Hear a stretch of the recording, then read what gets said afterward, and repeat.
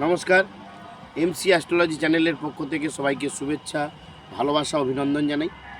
আজকে আমি আপনাদের সাথে আলোচনা করব সরস্বতী পূজার যে দেবীর অর্থাৎ সরস্বতীর যে বসার আসনটা কেমন হওয়া উচিত বা কী করা উচিত, বা আমরা কি ভুলগুলো করি, সেই ভুলগুলো থেকে মুক্তি পাওয়ার জন্য বা ভুলগুলো থেকে সতর্ক থাকার জন্য আজকে আপনাদের সাথে বিশেষ কিছু বিষয় নিয়ে আলোচনা করব।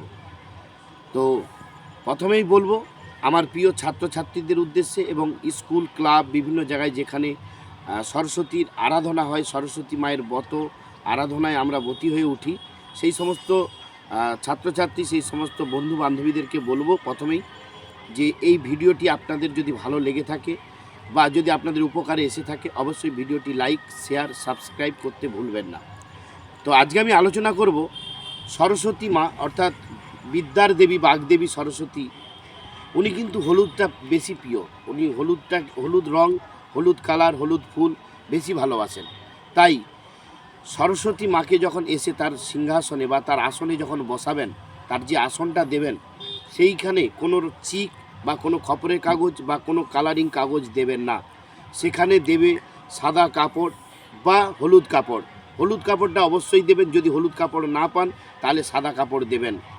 তাতে ভগবান বা সরস্বতী মা সন্তুষ্ট হন এবং প্রত্যেকের যে প্রিয় কালার থাকে এবং প্রিয় বাসস্থান থাকে, যেমন আমাদের মনুষ্য বাসস্থান হচ্ছে বাড়ি, ঠিক সেরকম ভগবান যে এসে যেখানে অবস্থান করবেন, যেখানে বসতি করবেন, সেই জায়গাটা যেন হলুদ বা সাদা হয়।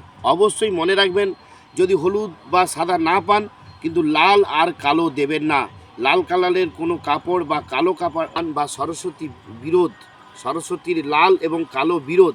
তাই জন্য দেবী, বাগদেবী সরস্বতী মাকে অবশ্যই হলুদ বা সাদা কাপড় দেবেন এবং ওই হলুদ সাদা কাপড়ের ওপরে দুটো দূর্বা এবং কিছু পরিমাণের ধান এবং 1 টাকার কয়েন দিয়ে কিন্তু দেবী সরস্বতীকে বসাবেন। তাতে দেবী সরস্বতী এবং বাগদেবী প্রসন্ন হবেন এবং তিনি খুশি হবেন। অবশ্যই আপনারা এই জিনিসটাকে কিন্তু মনে করে রাখবেন এবং অবশ্যই এইটা সবাই কিন্তু ফলো করার চেষ্টা করবেন। তাতে কিন্তু ভগবান সন্তুষ্ট হয়ে ফল প্রদান করবে। নমস্কার, সবাই ভালো থাকবেন, সুস্থ থাকবেন।